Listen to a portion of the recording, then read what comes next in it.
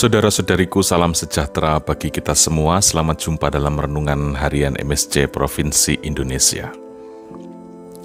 Saudara-saudaraku, pengetahuan akan menjadi sesuatu yang kosong ketika itu tidak diaplikasikan dalam hidup keseharian.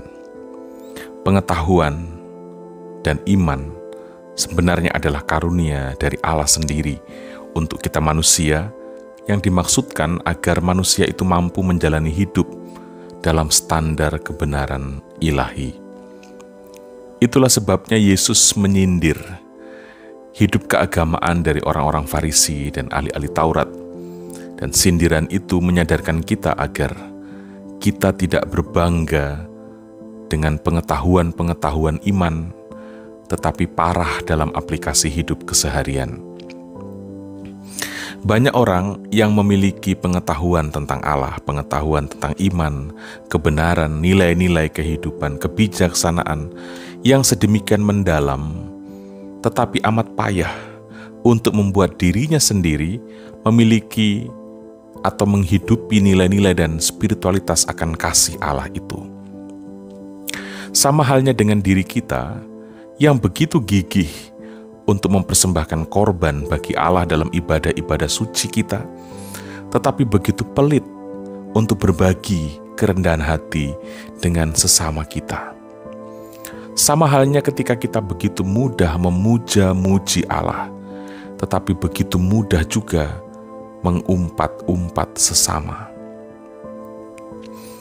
Maka jangan heran jika dampak buruk akan menimpa kita sekalipun kita penuh dengan pengetahuan-pengetahuan iman tentang kebenaran, kebijaksanaan hidup. Sebab pengetahuan sehebat apapun itu, jika tidak diaplikasikan hanya akan tertinggal menjadi kebanggaan semu.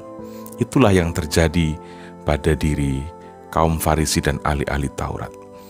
Mereka hidup dalam kebanggaan yang palsu akan keimanan dan keagamaan itu, dan tidak banyak menolong untuk menciptakan tatanan kehidupan yang damai, tentram, sukacita. Kita pasti sering mendengar kisah-kisah pilu yang menimpa kehidupan para motivator, para pencerah, pengkhotbah, penasehat, pemimpin agama, kaum berjubah, pemimpin umat, dan lain-lain. Ini membuktikan sangat benar bahwa pengetahuan-pengetahuan tentang iman, tentang kitab suci, tentang agama, doktrin, teologi, hukum moral, kalau tetap dibiarkan dan tinggal sebagai pengetahuan, atau dibiarkan hanya sebagai lencana kebanggaan palsu, akan tidak punya manfaat untuk membangun kehidupan ini.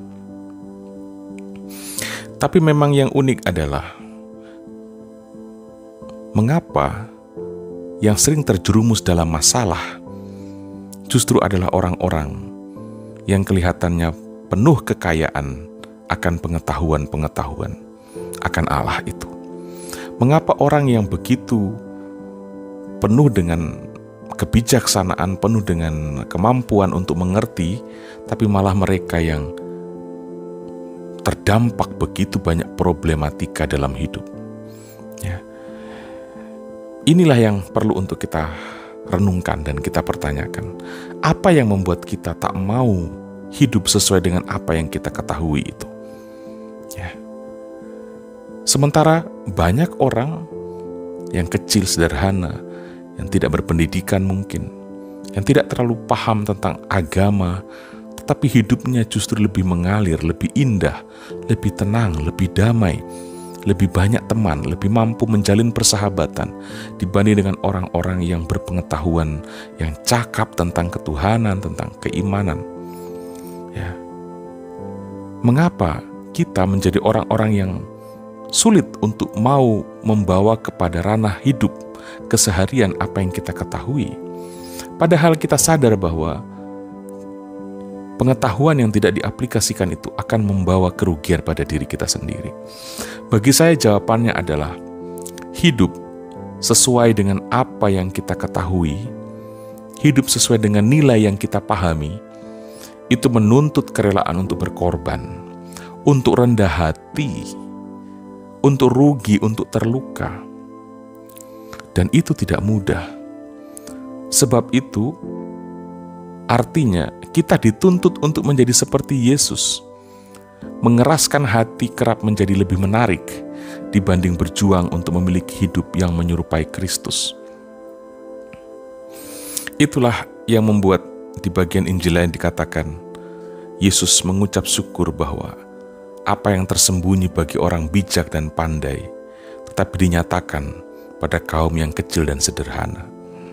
Karena orang cerdik dan pandai kerap membentengi diri dalam kebanggaan palsu, dalam melencana-lencana pengetahuan yang dimilikinya, dan merasa hidup itu sudah hidup adalah tentang pengetahuan, bukan tentang aplikasi hidup harian. Maka saudaraku semua, dalam masa tobat ini, mari kita renungkan hidup kita masing-masing. Manakah yang lebih dominan? Kekerasan hati atau kerinduan untuk mau menjadi seperti Kristus yang rendah hati? Tuhan memberkati kita semua.